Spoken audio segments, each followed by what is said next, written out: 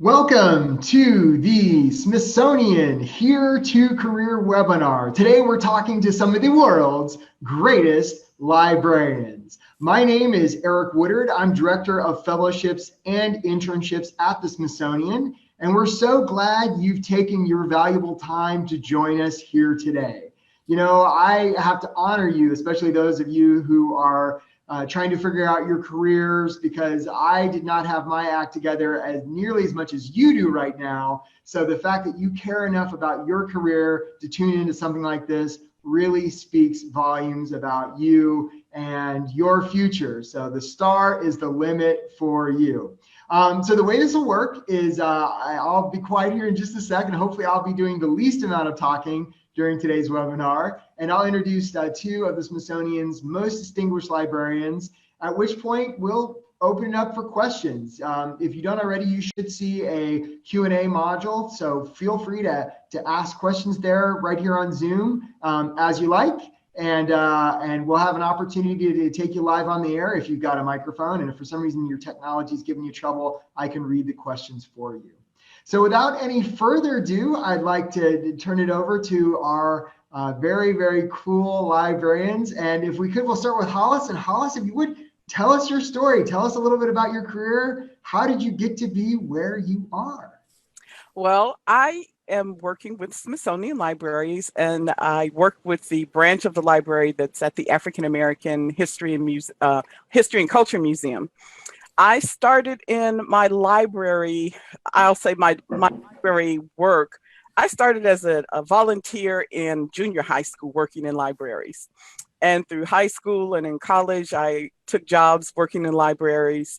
I studied to become an elementary school teacher, got to a point where I said, I want to go somewhere else with that.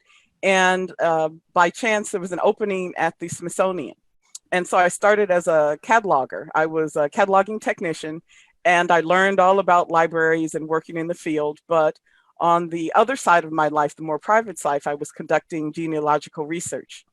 And I developed expertise in that over the years. I took another position as a professional genealogist with a lineage society, and I combined my love of genealogy with my love of libraries and my research skills to come back to the Smithsonian and serve as an information specialist in genealogical research.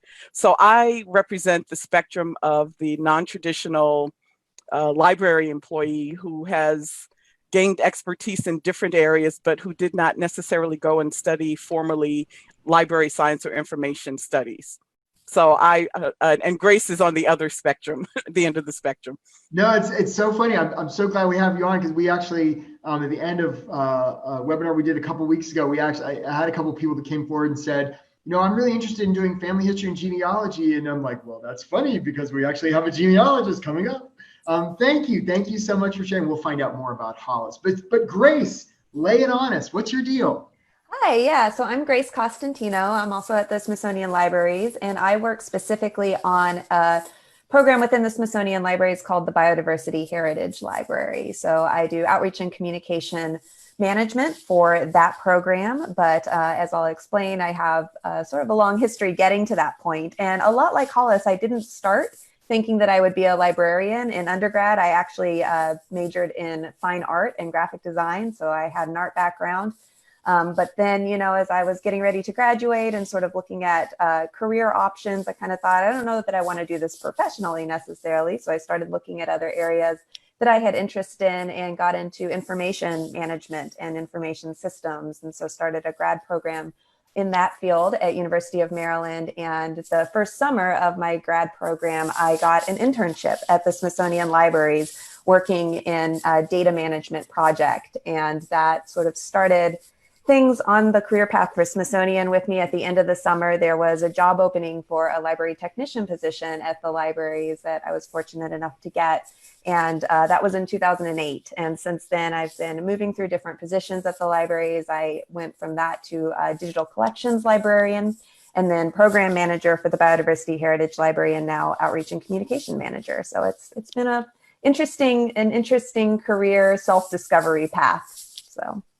Awesome. So Hollis, if you could, what's the most surprising aspect of what you do? What do you think it is? Well, I take on all challenges.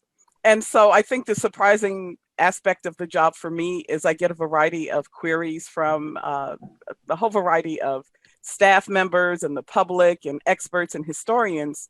I think what is surprising about it is the way in which genealogy can be applied to many disciplines and fields of learning and knowledge. So genealogy really involves biography, local history. You can dabble in a bit of anthropology and genetics. I mean, there's so many multidisciplinary connections that we're finding now with genealogy. So I think for me, it's a daily discovery. The Smithsonian has a number, because we have our output, our focus is global and universal. In other words, we deal with the sky, we deal with the earth, okay? And so we deal with so many different subjects, and our libraries focus on whatever the museums focus on, a number of subjects.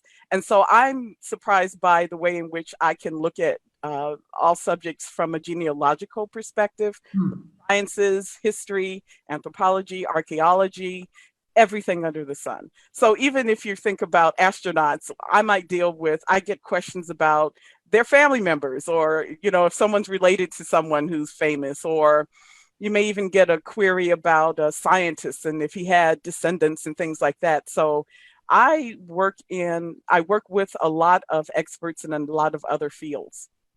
That's awesome. That's awesome. So Ren Bright, I think, has a question. Ren, can you hear us? And can we hear you? Are you there, Ren? Yes.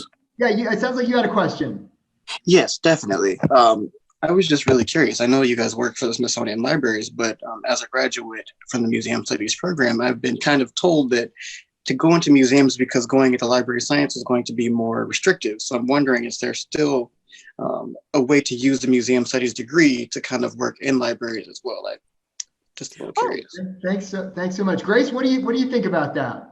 Yeah, no, I think that's an interesting question. And it was even one that I sort of faced when I was deciding what to do for grad school, because I specifically went into information management and systems rather than specifically library science, to diversify a little bit, because the field is getting a little bit more challenging, but that does not mean that there's not opportunity there. So for instance, within the libraries, there are specific museum studies research collections. So museum studies is definitely useful for managing those kinds of collections. But in general, the skills I think that you get just through research classes and learning how to either manage collections, manage data, that can be applied to any sort of field. It doesn't necessarily have to stay within a museum environment. So I think that one of the keys is sort of looking at how the skills that you are developing can be useful even beyond your initial scope. That's awesome. Yeah. Thank you so much. So Cabbie King, Cabbie, thank you so much. You were one of the ones that reached out to us, and I really appreciate it. I'm going to try to get you unmuted here because I know you have a question. Let me see if maybe I'm doing something wrong. Hold on there, Kathy. We'll get to you. Where are you, Kathy? We got to get you unmuted. There you are, Kathy. Can we hear you? Yeah. Hey, nice to meet you. You had a question for Hollis, it sounded like. Hi, Miss Hollis. How are you? Hi. Good. Okay, so my question was, I've been doing a lot of family research and just trying to find who I am, where I come from, and that kind of good stuff. And since all the elders are gone, there's nobody to ask those questions to. And they always tell you these stories when you're little. Oh, you have a bit of Cherokee and you have a bit of this and you have a little bit of that. But where's the proof, And then it was funny that you said something about an astronaut, because I heard about that. Oh, you have a cousin that went into outer space. And like, okay, where's the proof? So I went into the archives here in my town, and where they let the public go. There's newspaper articles, and there's also the census is the main source. But I've run into lots of roadblocks, like people the names change, or the spelling of the name, and it when it gets a little fickle when it's the late 1800s, and I've gotten frustrated because I'm just like, what do I do if I cannot go to the specific town and county? Like if I leave North Carolina, go to Georgia and go to their archives, how can I find more information if I can't specifically go? You know what I mean? Like the town where the grandparents are from and that kind of thing. So Cabbie, what's your question? I relate to everything you said. What's your question? Asking how does she access a multitude of sources and a number of locations. I'm going to give you one source to recommend. It's a wiki source.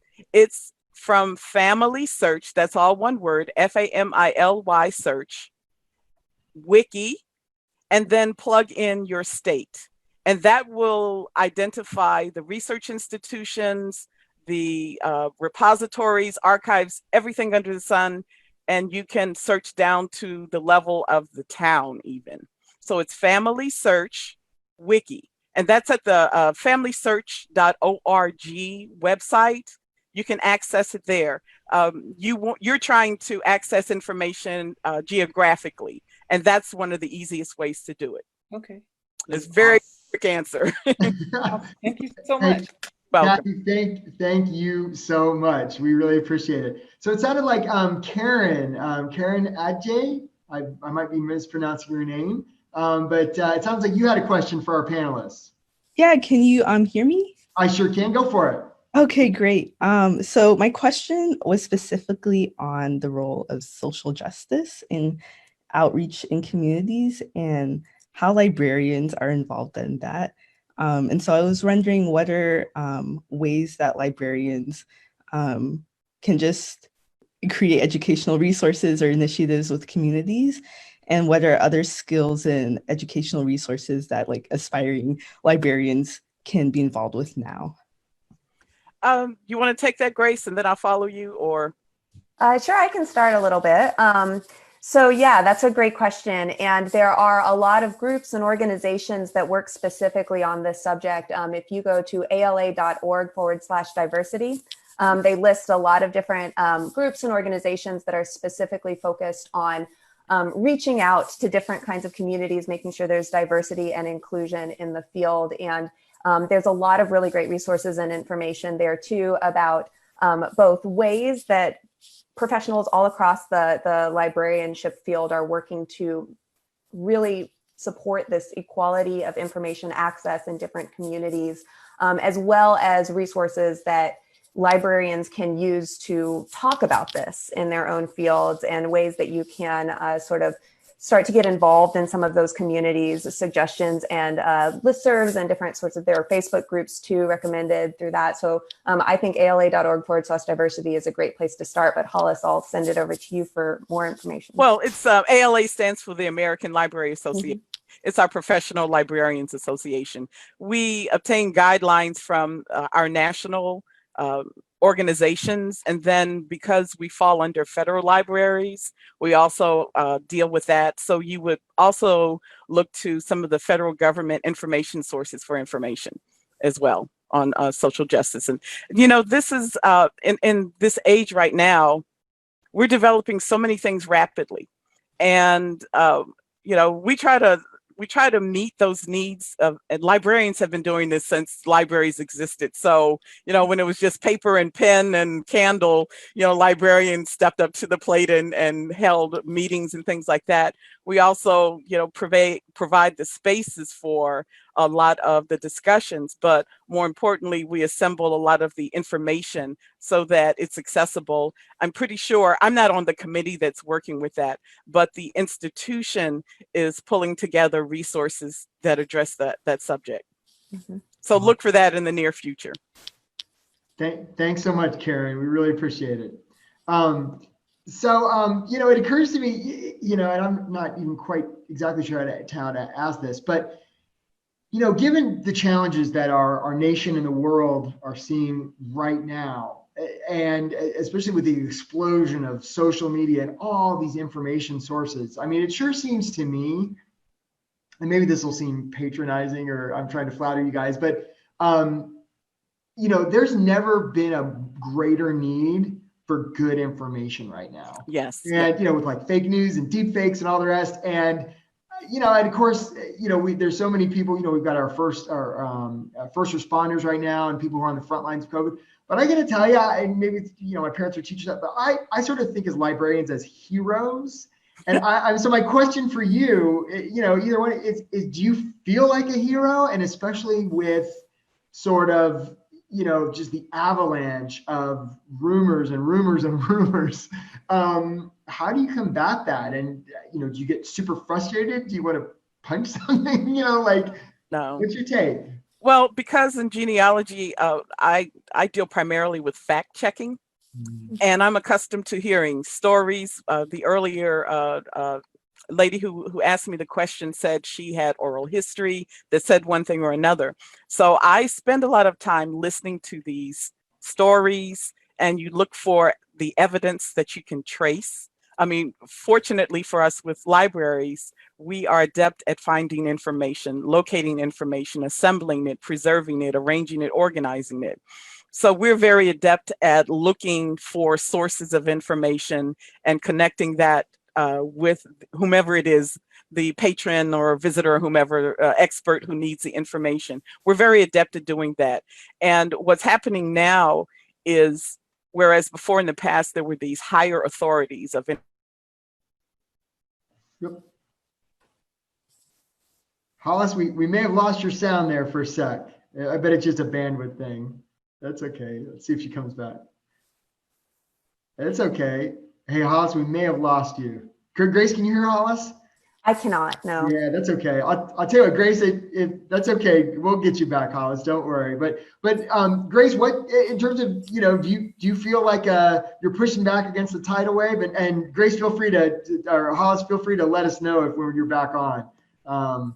You're okay. Go for it, Grace. Tell us. Yeah, well, I was just going to pick up exactly where Hollis had taken us, and also talk about we're very adept, yes, at arranging this information and helping people understand where to go to it. And then I work specifically in digital library access. So I think the next part of that is providing people with free and open access directly to those sources. For instance, the program that I work on focuses on digitizing primary source literature around biodiversity science. So providing free and open online access to the full information, a full digitized primary source that they can go and they can check the information for themselves, and they can search hundreds of years of archives to be able to find this information specifically. I think that's another area where libraries are really important now, not just for helping people understand the information literacy that they might need, but also be able to get the access to the original sources to inform their research, to inform their arguments and their knowledge about subjects.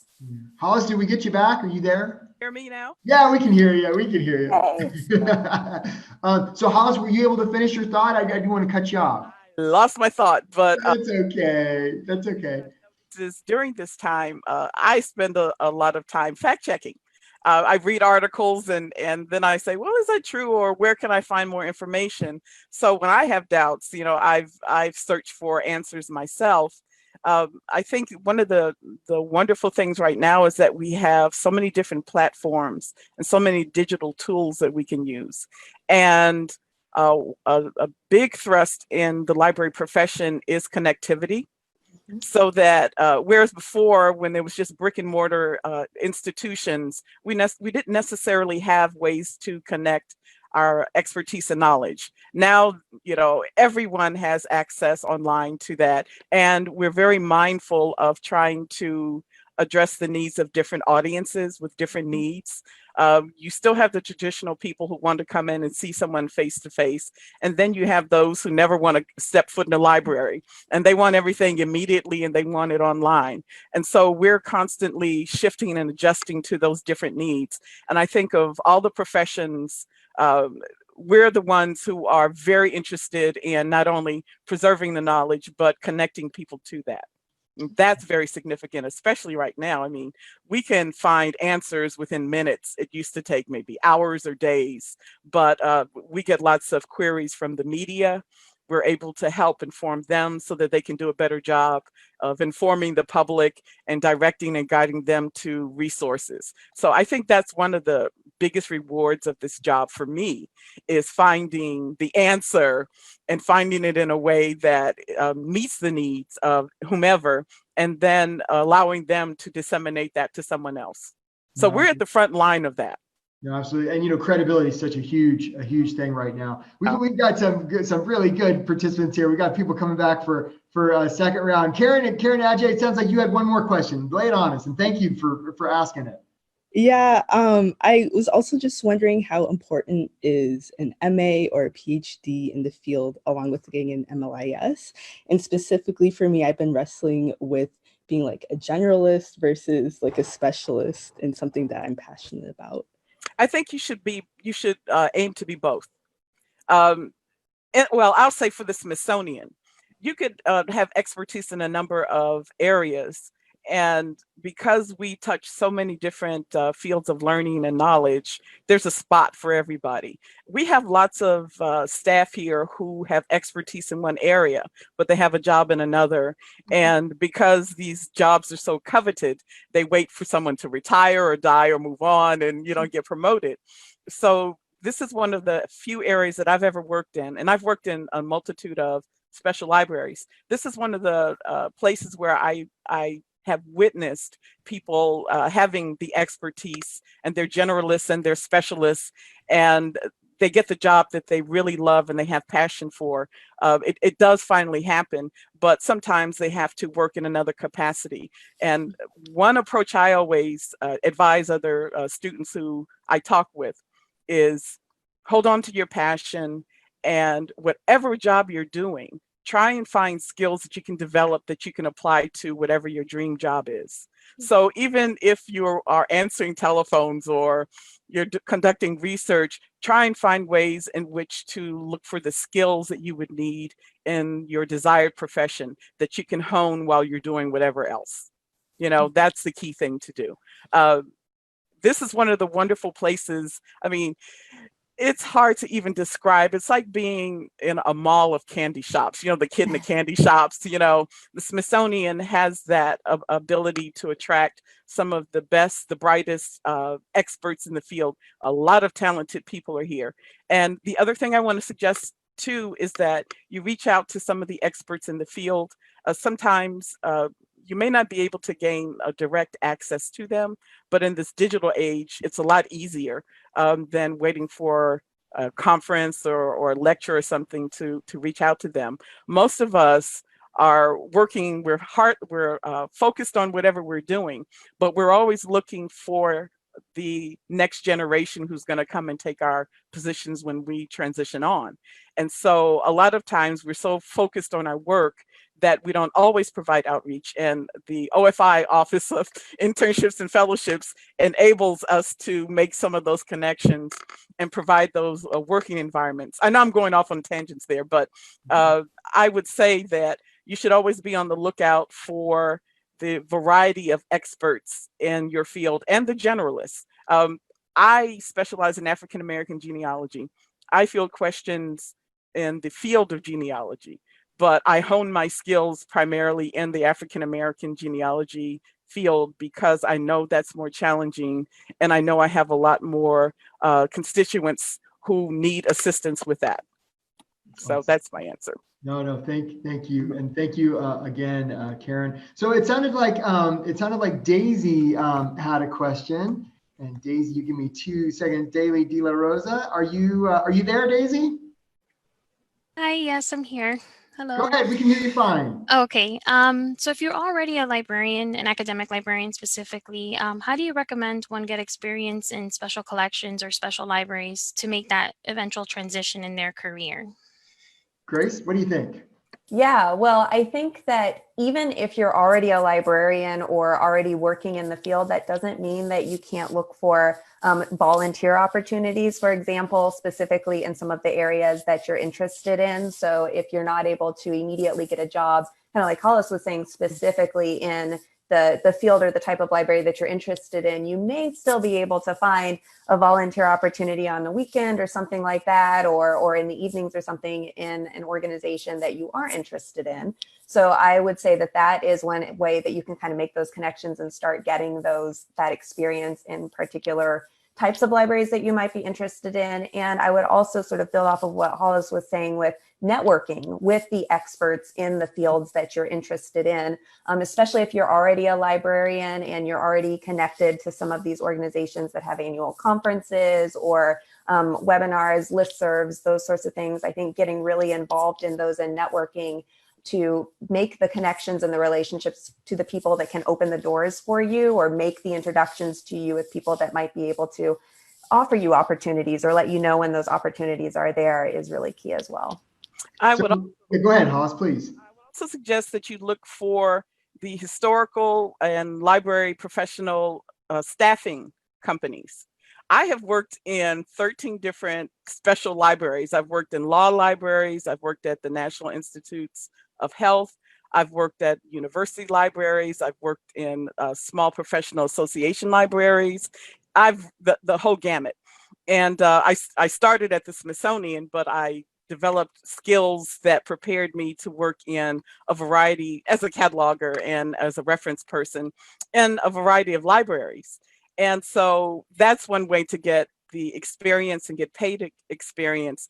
And it's a more direct way to also network because oftentimes, well, first of all, you know that there's definitely a personnel need, because they're hiring a temp to come in to perform some whatever project or job there is. That gives you the opportunity to meet other people in the field. It's a nice way to sort of taste test, working for that particular library or working in that field. And some of the projects will last a day or two or months or whatever. And that's a good way to earn a living and still practice in the field and gain experience that you can put on your resume. I mean, because once you have that experience, you can parlay that into other areas, other jobs. So I would really suggest that you look for some of the staffing agencies. So now people are coming out of the woodwork with questions, but we've just got like 2 more minutes. So I think Helen Petrozio, I see you have your hand up. Hopefully you've got a question. Let's see if we can get you on. Helen, are you there? And do you have a question? Yes, I do. Can you hear me? We sure can. Go for it. Okay. You're all seeming to be talking about younger people and students. I've been a music therapist / music teacher for 40 years, and I am 60 years old. And ever since I was in college, I've been obsessed with genealogy and history and wish that I could have done it over again.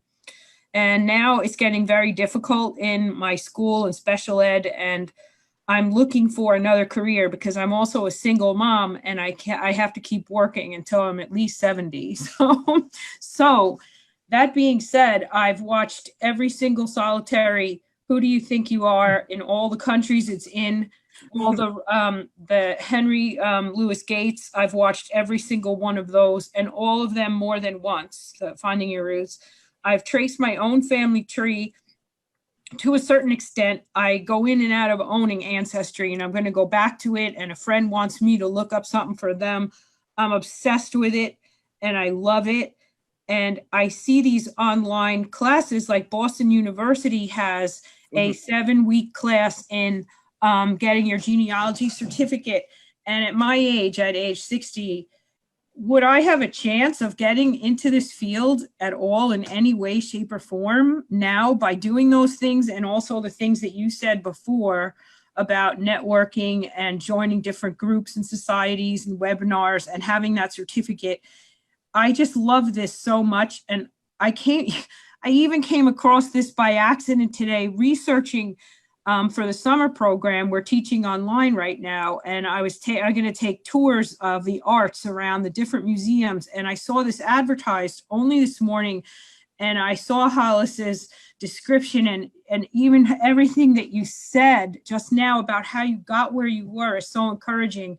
So I'm so excited now, but now I don't know if it's possible. Is it? Yeah. Thank you so much, Helen. Please go ahead, Hollis.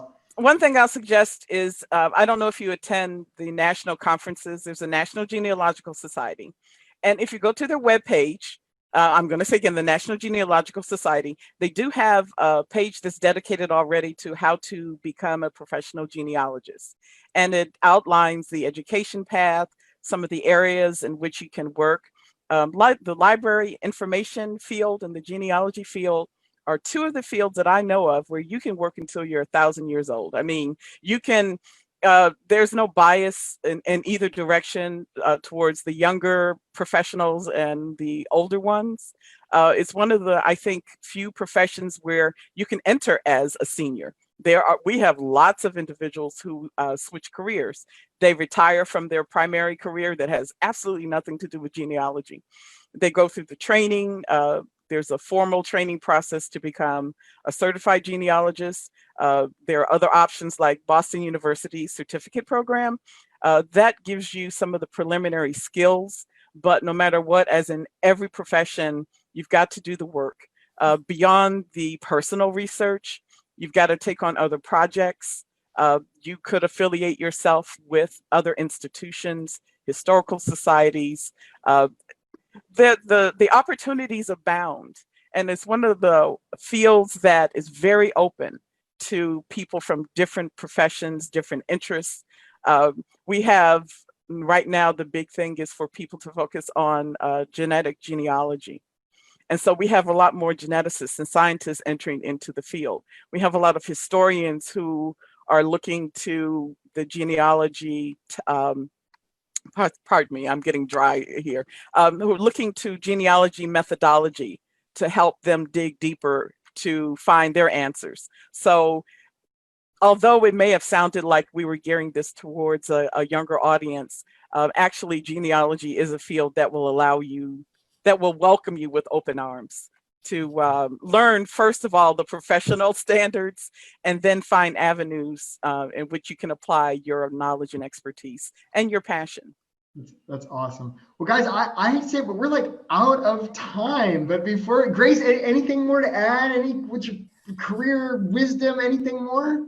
Yeah, well, I think the biggest thing that I would advocate for is internships are huge, especially, that's how I started my job. Half of the people that I work with started as interns, literally, and got hired that way. So I think that is a really great way to get into the field, to network and get experience.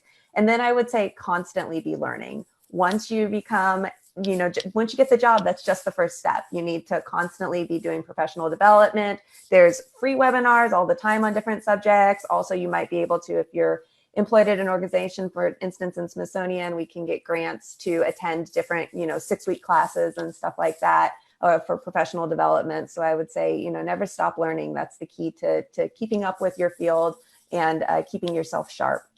Awesome. Hollis, any last thoughts? I think I just did it. No, I just want to encourage whomever, all of the viewers, to not just check once with the opportunities that are available, but to come back constantly, because we receive lots of different funding opportunities. So even if you don't find something that looks like it's relevant to your area of interest, check back frequently. We get lots of institutions and organizations, and they'll fund special projects that may be of short duration, but something that relates to what you're interested in. And I'm not sure about the rate of internships that go unfilled. I'm not sure about that information, but I would say that it's best for you to keep checking. And sometimes, even though there doesn't appear to be an internship opportunity, that you reach out to wherever it is that you have an interest to see if there may be some alternate way for you to participate in a program or gain expertise or experience.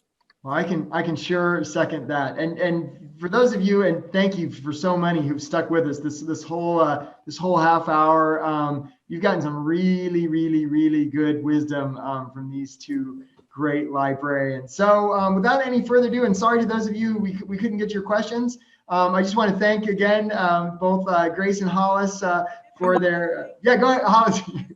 If you have a question, a specific question, a shorter question, I'm sorry, you can send them to email them to askalibrarian@smsu.edu. at si.edu. Well, there you go. I can't beat that. Thank you guys so much again. Welcome. And for those of you who have joined us either live or on Facebook Live, we're so glad you did. Again, my name is Eric Woodard. I'm Director of Fellowships and Internships for the Smithsonian Institution. On behalf of the Smithsonian, thank you so much, and I hope you have a great day. Take care, everybody. Thanks again. Thank you. Bye. Bye.